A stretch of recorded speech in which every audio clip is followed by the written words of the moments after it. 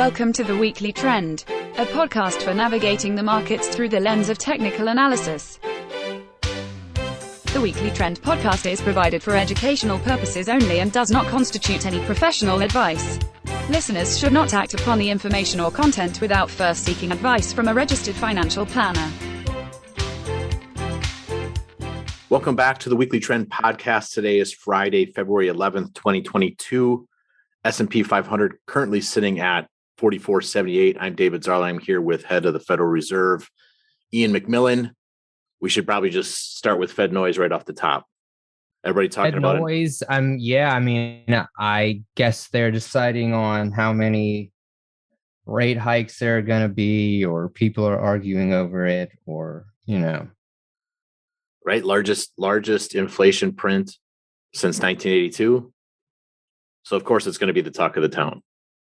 And at the same time, I remember in our lunch and learn back in January, talking about how credit markets tend to set rates and the Fed reacts to them and they're behind. And now here we are with more noise, Fed reacting to markets. And that's why we should pay attention to markets rather than to the Fed, because that's one of the knocks on technical analysis, Ian, and using price is that you're just looking at data from the past. Yeah, which is kind of crazy, because please let me know if you've got data from the future. And then every fundamental piece of data we have is from the past. And guess what? Gets revised. Mm-hmm. So GDP numbers, earnings. I mean, how many times have you seen stuff restated? It happens all the time, but the chart doesn't lie. And so that's why we study price. And shoot, we've been seeing things, quote unquote, inflate for a while now. Some places more than others. Absolutely. How about our standard? What do you think is the most common when you're trying to?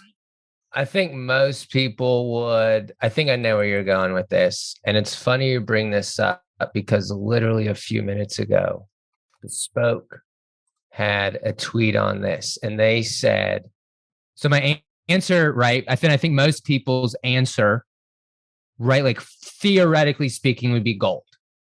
Where should you be invested when there's inflation? Yeah. Right. And so they just had a tweet. They said a year ago, when year over year CPI was at 1.4%, had someone told you CPI would be 7.5% in 12 months, would you have guessed that gold would be flat? And I mean, I've got to say no. Right. Like I would have assumed, and I'm not saying gold doesn't look like it could be coiled up, when we look at long-term charts. Yeah, it definitely looks like it could move quickly. And maybe that eventually comes, but it certainly hasn't happened yet. I mean, we've hung around this $1,800 level for almost 2 years at this point. And that goes back to, whether it's gold or silver or however whatever quote unquote precious metal you want. But to your point, talking about the change in inflation using the CPI number, and I'm not even going to get into how we track the CPI number, not meaning we, but how the world talks about it. But your point is here you had gold flat. And from an opportunity perspective, and I'm using something like comparing GLD versus the S&P, that was 39% opportunity cost.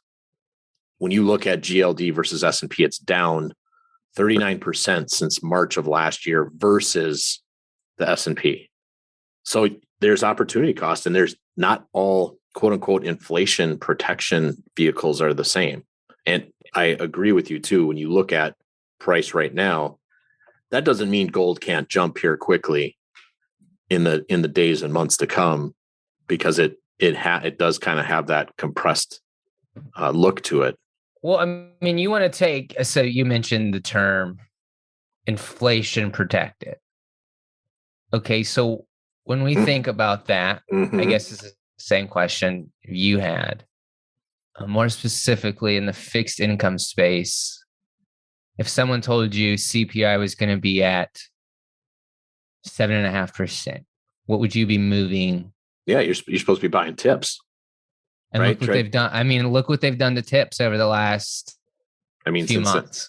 since the end of December, and even this year over year comparison also flat since March. I mean, if you take the dividend out of the question, tips have been, same spot they were at July 2020, and inflation, right? Quote unquote inflation has skyrocketed since then. Right. So they don't seem like they're really protecting. Yeah, correct. They're not these failed mantras, if you will. And again, they don't have to fail forever. No. It's why we use charts. But for right now, you've had a decent CPI inflation print, like I said, for largest move in since 1982. But yet these poster children for protecting against inflation, gold and treasury, inflation protected securities, flat. Meanwhile, there's plenty of other areas, whether you're looking at commodities or stocks, that have moved higher since then. And I would say you brought up a good point with in the credit markets looking for protection. What's interesting is we are seeing a lot of pressure, downward pressure on everything, bonds across bonds, right? Like just bonds, like slap bonds on it, and it's in a downtrend. Yes. Other than Chinese bonds. So props to whatever your guys are doing over in China. Yeah, for whatever reason, those are holding up. Yeah. And maybe some floating rates. But in the end, aggregate bonds across the board. Like the ag has just gotten the 60-40 portfolio, right? That whole what's been built on the back of market dynamics since the early 80s, and understandably so. And I don't want to sit here and call for the end of the 60-40 portfolio, but it goes to show that makeup is not immune to risk. If your 40% doesn't work inversely to stocks when they're in a correction, meaning bonds go up, then you have 100% of your portfolio at risk then. And that's a little bit of the environment we're in right now since the beginning of the year. Is you do have something like AGG, aggregate bonds, down 4% and the market down about the same. So none of the portfolio is hidden from that. And that's why we use relative strength, because not all bonds are the same, and we don't even have to own bonds. Why own bonds in a downtrend? And I would say the last time that we saw this type, from a technical perspective, if you want to look at the behavior, I hate saying this, if you want to call the last 3 years and let's look at TLT, and you want to on a weekly chart, and you want to call the last 3 years some type of head and shoulders. I cringe when even saying that because I hate that term. If you want to compare that to 2011 to 2013, that breakdown. Yeah. There's obviously didn't go on much further, but stock's a lot stronger in 2013 than what we've seen so far this year. Right. 2013 was and maybe that was more of just, oh my gosh, get me out of fixed income and get me into more stocks, because that was a plus. It was up over 30% that year. Yeah, 2013. I want to say the S&P was up like 34%. Yeah. So it very much could have just been strictly a supply. Oh my gosh, I just got to own more. No, that's a great, we should be looking at that as one component, meaning treasuries. That's not the vibe we're getting right now. Like no one's like, get me out of bonds to get me into stocks. No. Or at least I'm not seeing it. They're not buying the stocks of the charts I look at. Right. So that you're right. There are times where you look at that relationship and people are selling bonds to get into equities because of the opportunity cost. We're not seeing that. We're seeing stocks and bonds correct together. Mm-hmm. So something's up. And I can't pretend to tell you what it is. And we can look back. If you don't have the option to just get out, go to cash, or, be in these very niche things like energy and shipping and travel stocks. That's what I got. That's what I got for you this week. That's where we got the strength. That's what we're seeing. Yeah. So, it's thin, and energy is continuing to work, and banks, but and commodities. Some commodities, not all. Some commodities. Some of the base metals still doing well. Oil still doing well. Yeah, I mean, copper. What are we doing, my friend? Yes, that's a great point to bring up, because copper's been in a sideways range since today. Last year as well. And if that breaks higher, that's a good thing. That's typically a nice risk on type behavior if we break to the upside in that. I mean, you would think that this is eventually going to do. I mean, right? We got up there yesterday, and of course, now we're down 300 bips today. So, well, I know one of the most popular ranges we talked about last year was small caps. When you look at a ratio of copper versus gold, right, which is it's a pretty good risk on, risk off relationship to look at. If copper's outperforming gold, it's risk on. If it's the other way, it's risk off. And that range goes all the way back to, it's a mess. It's gone nowhere. That relationship's gone nowhere since March of last year. It's a massive even range. Look at the daily chart of that over the last 2 months. Yeah. What a chop fest. A mess. Hot mess for sure. Right. And we know that at some point, and Ian Coley actually made a good point about this, right? All these consolidations that we have, we know that, or we can assume with pretty high confidence that strong trends are coming at the end. I don't know. Like sometimes I feel like I see the light at the end of the tunnel, and then they take that light away. So eventually we will get trends out of this, and they're going to be pretty strong. I mean, based on the pent up energy that continues to build. And, it's not just absolute relationships, but in these relationships, like you mentioned, gold and versus copper. Yeah, no. Eventually, right? It has to happen. I hope I'm not on my deathbed waiting for this consolidation to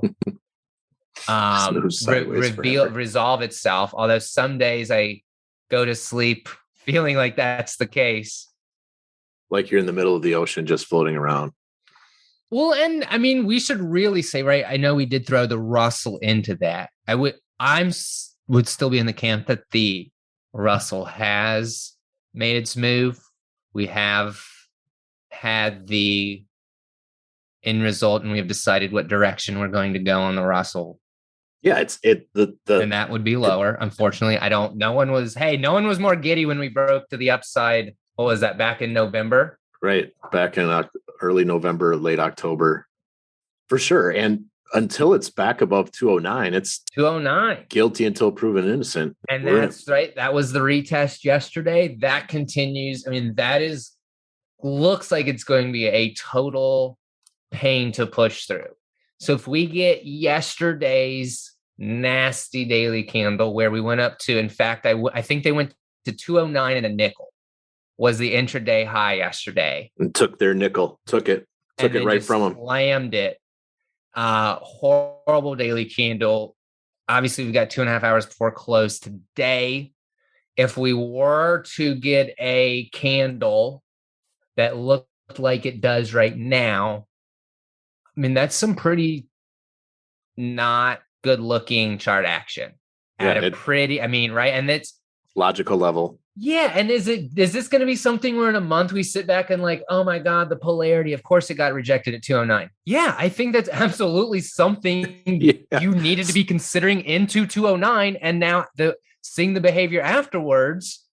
And of course we can consolidate sideways. Nothing would surprise me more in this silly market with a VIX that still is, above 20, I believe.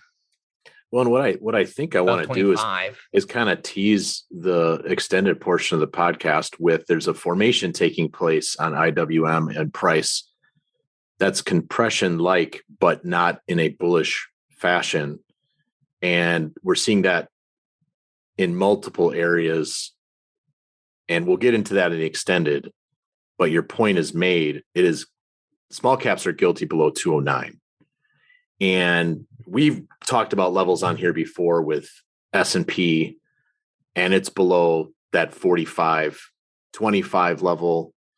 Wanted to see that. We gapped up into there twice, also gapped down and sold off hard. And it's not like S&P's out of the woods either. And you could argue the NASDAQ looks even worse. And here we are again trying to visit 350, which is an important level. We'll see. Only time will tell. Could be sideways. Sideways. It very well. We haven't. Now I will say this, S&P second failed attempt this week to get back over those September highs. That is a huge behavioral level. We saw resistance there in September. We saw support there in October, December, a couple times in December. And we've had 2 attempts to get back over, is that 45, I think is kind of that area, 45, 50. And they've both been met, and good closes. I mean, good solid daily closes on the candles. Yeah. And both been met with absolute rejection the next day. Well, and and we're getting a little bit more follow through than we did back on, what was that, February 4th, like last week? And approaching the 200-day moving average again, without being able to reclaim the 50. Yeah. And there's, we've talked about volume weighted average price on here before, seeing price react. Oh, those have just been total. I mean, you want to talk about bumping your head on the way down. Yeah. There's definitely some selling pressure in the market until we're back above that 45-25 level in the S&P, until we're seeing the cues, let's say I want to see them hold 350, even approach 380. Q's got rejected at their 200-day. It's still a mess out there. And yeah, it's not an environment where you put the cruise control on and you drive 70. No. And so that it's about being aware of the market conditions. And that's where we are right now. There's definitely some indecision in the large cap area, with some decision very apparent that, and again, we don't make predictions. We have a thesis that the thesis of downward small caps from this point is only confirmed if price is below 209. Above that thesis is wrong. We move on with our lives. No big deal. And it'll be interesting to see what we see happen internationally too, because Latin America has really picked up here. A lot of that definitely has relationship to currency impact, whether you're looking at the Brazilian real or the Mexican peso, and energy, right? There's a lot of energy companies in those areas. But again, you don't look at Latin America overall and say, oh yeah, we're in the clear for Latin America. We're still where we were back in January of 2021. So We'll see. Anything else that you want to touch base on before we go to the extended portion of the podcast? I mean, I guess we could talk about the rumor on the street is that you might be getting a fence for your yard. Well, so we're on what, day 7 of limit up on lumber futures. And 2 weeks ago, we had 4 straight days limit down. The lady on the phone who, when I was scheduling to get my quote, says that prices are down now. I'm going to be one of 80 million people trying to get a fence this summer. So we'll see what it is in a couple months. But so lumber above 1,300. I mean, this happens in commodity markets, right? 16 of the last 18 trading days, limit up or limit down in lumber. Now, are you building that fence to keep people out or to keep something in? Or both? Both. Okay. I mean, mainly for dogs. Yeah. No, I get it. Stuff like that. So. Okay. Are you going to put is this going to be fancy? Like you're going to put any turrets on here? Are you going to? Turrets. I wish. I mean, if it comes to that. The compound. Ian's compound. Hey, The Walking Dead could happen. Oh, man. Zombie apocalypse could happen. I mean, that's all the video games are these days. And if zombie apocalypse happens, I don't really care if Russell 2000 gets back above 209 or not. So they would keep the markets open too, and we'd have to pay attention. So what I'm about to say next is going to make zero sense, but it kind of sounds like it's going to be fun to say. So speaking of zombie apocalypse, what does our seasonality look like? I haven't looked at it in a couple, but isn't it kind of decent for February and into March? Yeah. So heading into mid-February, and this goes back to, are we talking about seasonality on average for all years, or are we talking about seasonality for midterm years? Right? Because they're two different things. And so midterm years, we can see some strength into mid-February, whereas most years we're moving, higher from a low in February, you move higher the rest of the year. And same with midterm years, we typically see a low in February and we move higher into March and April and then lower from there. So rather than the strength continuing throughout the summer in a midterm year, we typically see weakness all the way into September, October. Now we'll see if that plays out. We'll see if the strength in March and April plays out, because here's the deal. The way to use seasonality is not as a predictor. We're not saying stock prices go higher, the S&P goes higher in March and April. It can.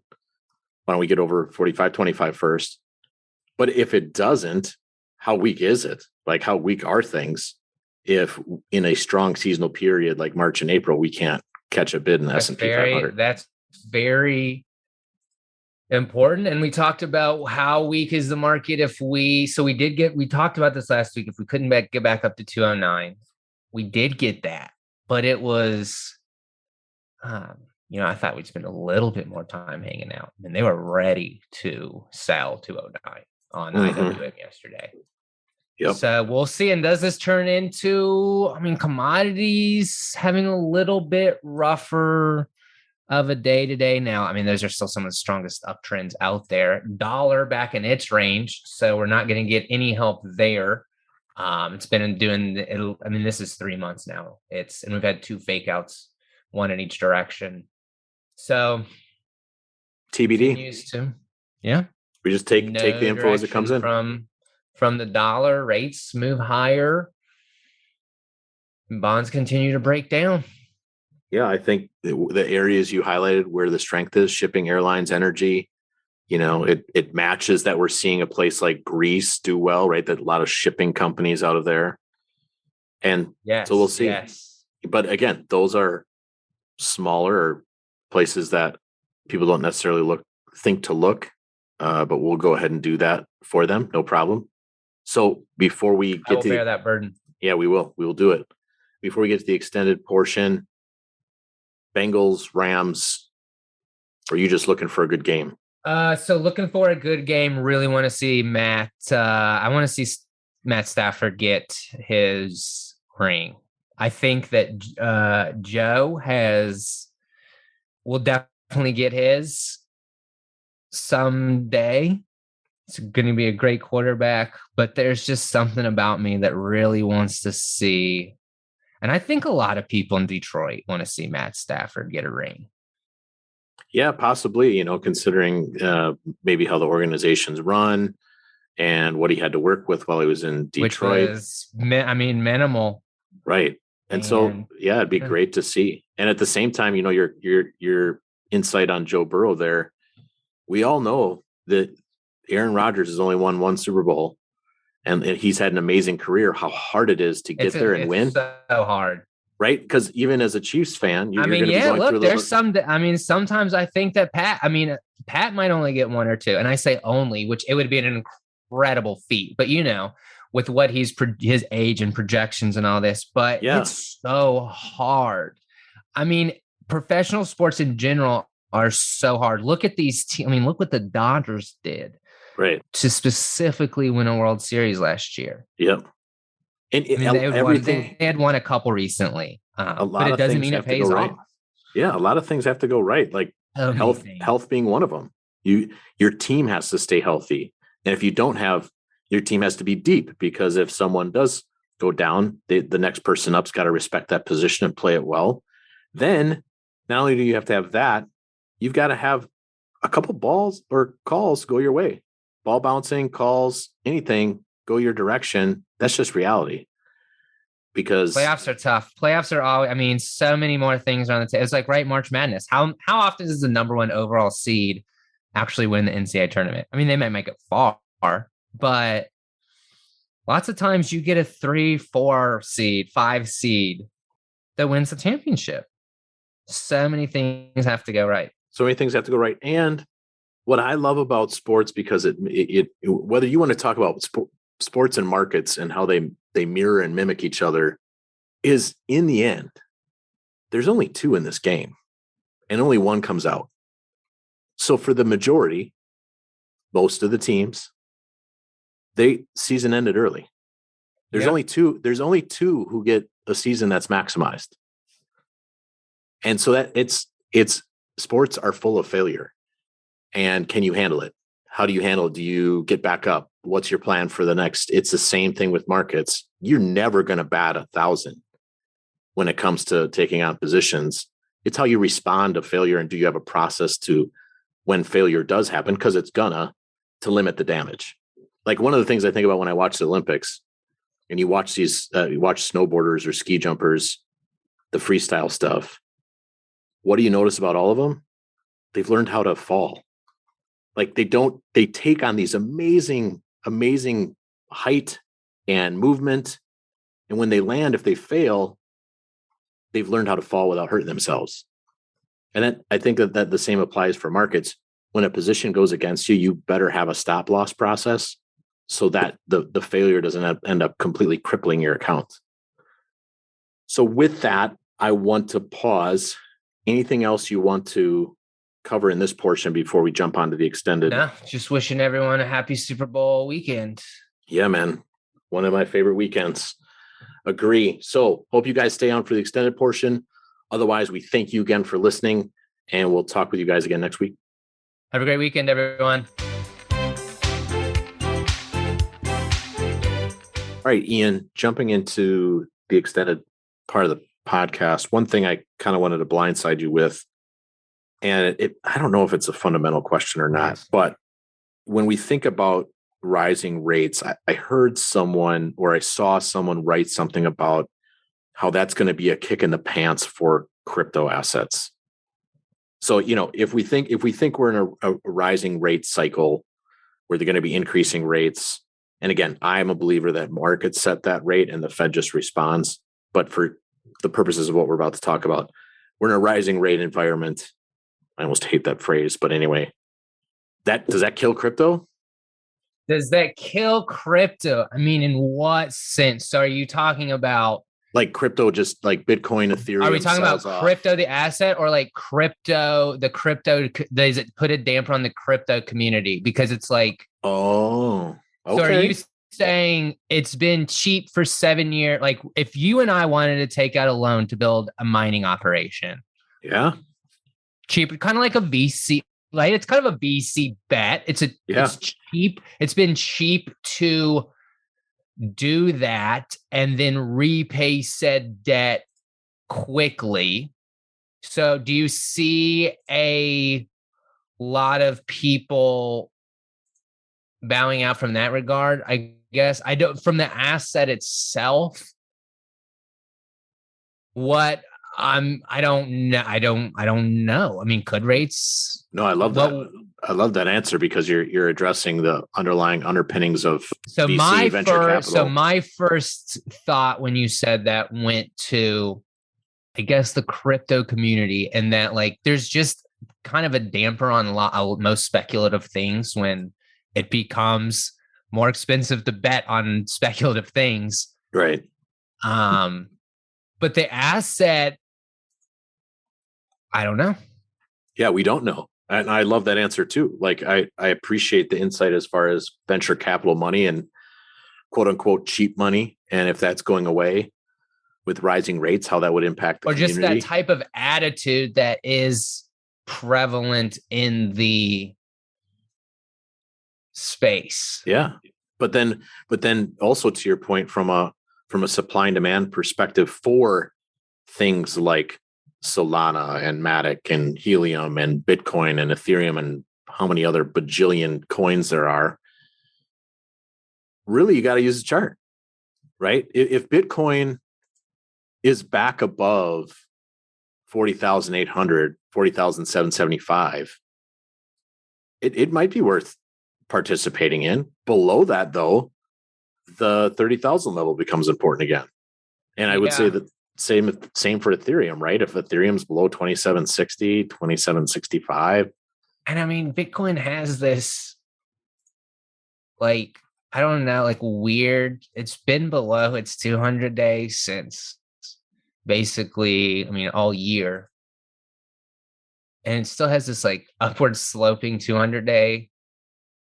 It's kind of interesting. Oh, you're saying it had been below its 200 day, but now it's above it and it's starting to turn up. It's just kind of interesting. It's still like, right. I would like to see that 200 day roll over if Bitcoin's going to go lower. But yeah, it's still just hanging out above 40,000. So I'll say this: there doesn't seem to be any impact from rates yet. I mean, or is it priced in? If Bitcoin is rate sensitive, then it sure hasn't acted like a lot of the other rate sensitive things. Or is it? I mean, again, forward discounting mechanism, markets. It is interesting that 200 day is rising.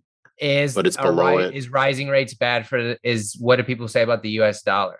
And that's a genuine question. I don't know. So typically, right? Your textbooks say your bonds and your dollar move together most of the time. So higher dollar, higher bonds, lower dollar, lower bonds. Now, like a lot of things in markets, it's a general statement. There can be decent periods of time where that's not even a thing, that they're inversely correlated.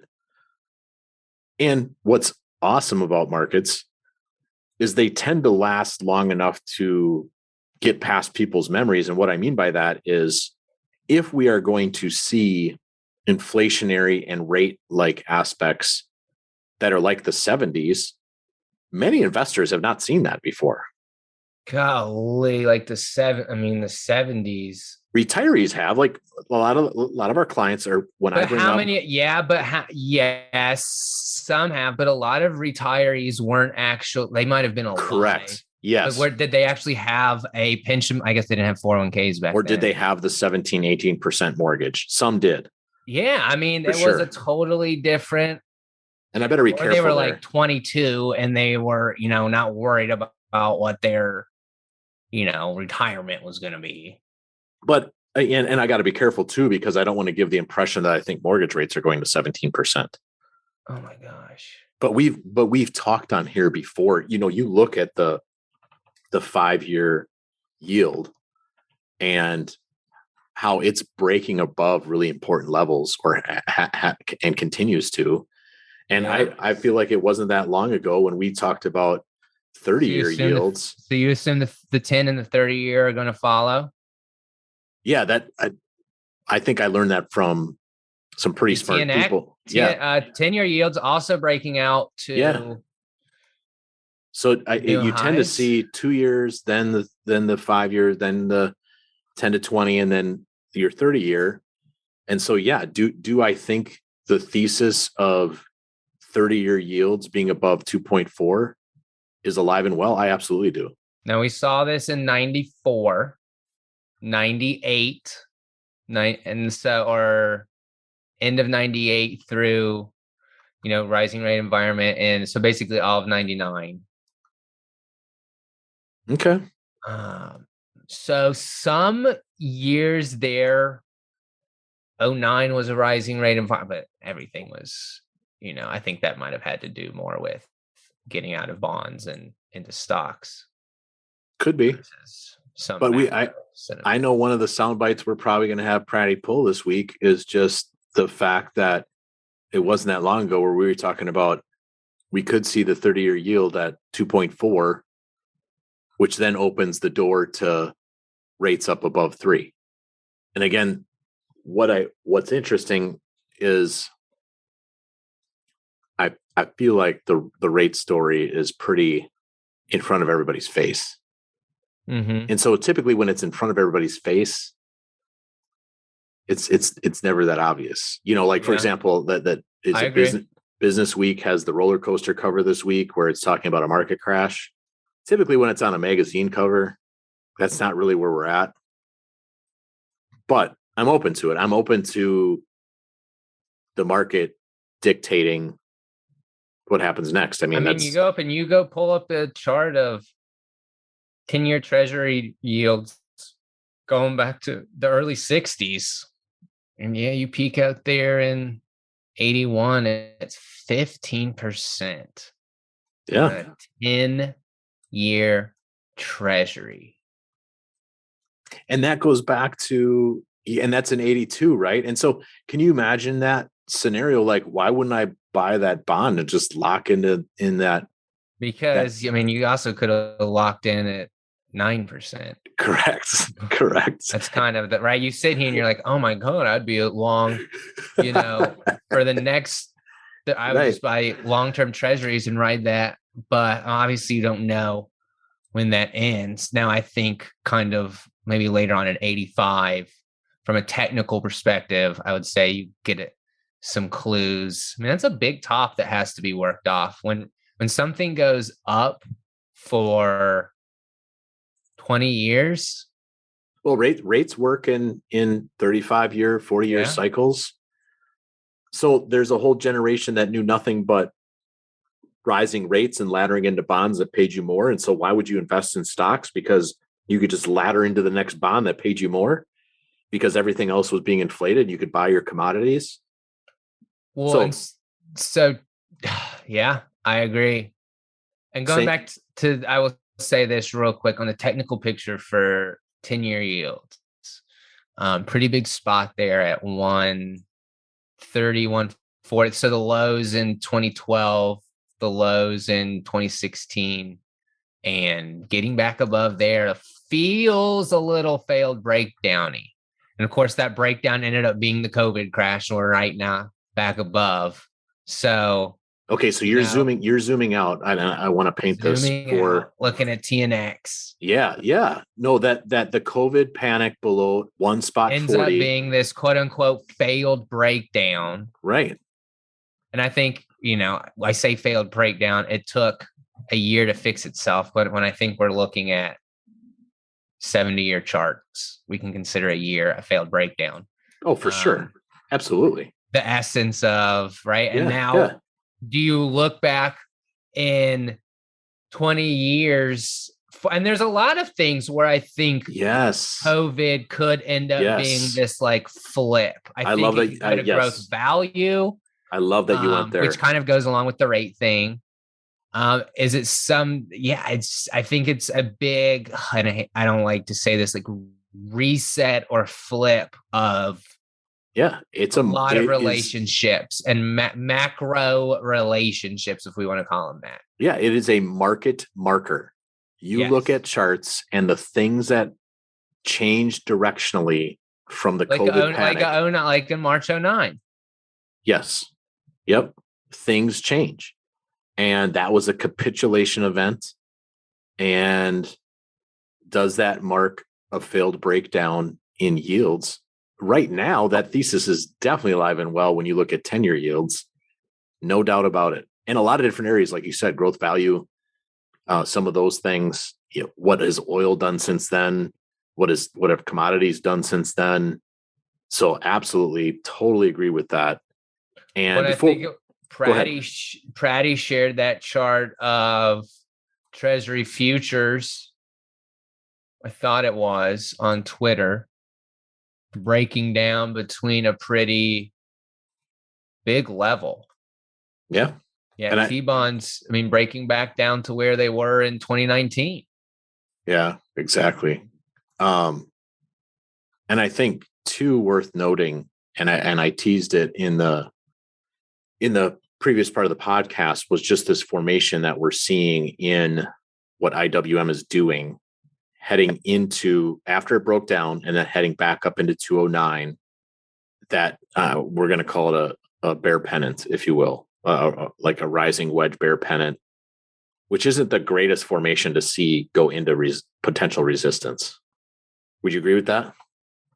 I would. I absolutely would. And I think we're kind of seeing that across other areas for the things that have really struggled the past 12 months, in which we've talked ad nauseum about, IPO stocks, YOLO, ARC, PSJ, FDN, and they biotech, SPACs. And I would say some of those have given this, let's say the next couple weeks is another leg down, as some of the behavior out there the last 24 hours would suggest. I think those areas have shown some of the cleanest short setups. Yeah. Right. And here you have an environment where, for lack of a better way to put it, textbook rising wedge bear pennant into potential resistance for IWM. And then these areas that have been demolished, they've kind of created something similar in these pennants, a compression in price, if you will, that would be considered bear flags. And what's awesome about these is directionally, whichever way they break, which you better be open-minded about them breaking to the upside. Mm-hmm. But we also, as technicians, know that these things tend to break in the direction of their primary trend, which for all the things we just listed would be down. There's strong downtrends. Yes, strong downtrends. Some Elliott waivers would call these wave 3 downtrends. And it's looking at ARC as being, one of them with a pennant breaking down. That's information. And my goodness, if that's true, and we want to be technicians and measure potential targets, I mean, you're talking about like $45, $46 on something like ARC. Yeah, you're easily through the February 2020 highs on a lot of these that would be measured moves. And that's how just horrible these downtrends. And my gosh, if these pennants. So are you saying that these pennants are recent corrections that we've had is the wave 2? I'm saying wave 4. I'm just saying that, like, let's use and we'd be going into a wave 3. Let's use ARC. Okay. That this would be the second part of wave 3 unfolding. That what we just saw from the end of January through now was like a sub counter trend move. But this is a continuation of wave 3, not the start of wave 3, but just a continuation. And we may have just marked halfway. So you're saying wave 1 started back in last February? Correct. Down through May. Yep. Wave 2 sideways. Yep. Wave 3 starts unfolding in November. Yes. And that's when things start accelerating to the downside. And that this would be wave 3. That means if we're still in wave 3, that means we got a 4 and a 5 left. Correct. And classic Elliott wave, again, I want to really preface this for any technician listening to this, and clients, forgive me if you're listening to this and you're like, what are you talking about? Elliott wave practice.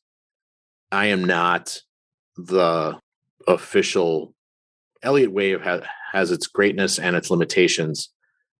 And one thing to note from classical Elliott wave practice is, so wave 2 that you're talking about where it was flat, typically then your alternative counter trend wave. So whenever wave 3 is done, the wave 4 will be sharp. The counter trend move will be sharp rather than through time. It will be through price. And so is that the opposite? So if 2 is sharp, will 4 be flat? Typically. Okay. In classic Elliott wave teaching.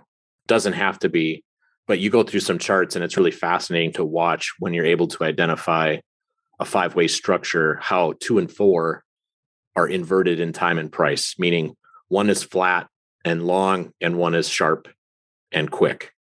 And so we could see that. We could see wave 3 continue to unfold in these hard hit areas. And then the response of wherever that wave 3 ends would be very quick. Now, again, Elliott wave it's working in potentials. So you have to use price anyway to confirm that thesis. Because the other thing is, if these pennants break to the upside, that's tremendous information. if we're seeing ARC above 76, 77 bucks, probably that's not a bear pennant. It was some type of bottoming process, which we got to be open to as well. But it doesn't look that way right now. No, we'll see. But it doesn't look like the selling is over necessarily in some of these areas that have been hard hit, which goes back to why hold on to these things.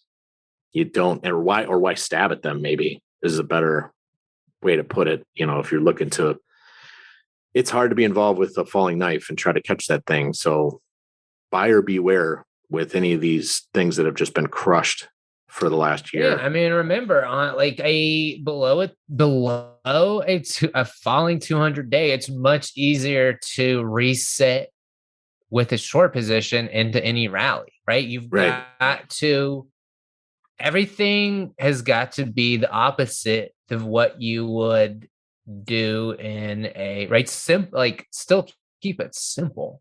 Yeah, but keep it simple. Opposite, you're selling into those these polarity touches back into when former support becomes resistance, like IWM. And that 209 we have literally talked about this level for months.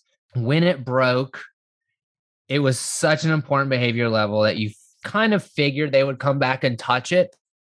Now, like we said last week, it would have been great info if they didn't. Then we have a really weak downtrend on our hands probably. Right. But they did. So going back to my point is that's got to be a time to start getting out of things. Right. Instead of buying, I guess you would, what do they call it? Sell the rip instead of buy the dip. Yeah. I think that mindset applies until this market fixes itself. Right. And it moves faster. Eh? Anybody who's dealing with shorting, even if you're shorting a downtrend, everything moves faster. Just understand that. Understand you are playing with fire, not investment advice. You short at your own risk. When you're doing that, have a game plan. Have a game plan for, just to paint that mindset that Ian's talking about. So we've got 209. It's about 5% away now for IWM. You can manage risk with that. So position size accordingly. When you're wrong, right? Above 209, the short's wrong. You're wrong. And that's what I love. That's what we should love, is like knowing. I wish everything in life I knew when I was wrong. Like when I'm in a disagreement with like family or Emily or my wife, or, I wish I knew. I wish I knew when I was wrong. But here we get to use charts, and 209 is where the short thesis on IWM is wrong. That's awesome. It is. We should want that. All right, my man. We have reached the end of our time. Anything else you want to highlight before we sign off? No. All right. No. Awesome. Appreciate it. Always great insights. Love talking about this stuff. We love everybody that listens and the feedback we receive. Much appreciated. We'll talk with you guys again in a week. Have a great weekend, everyone.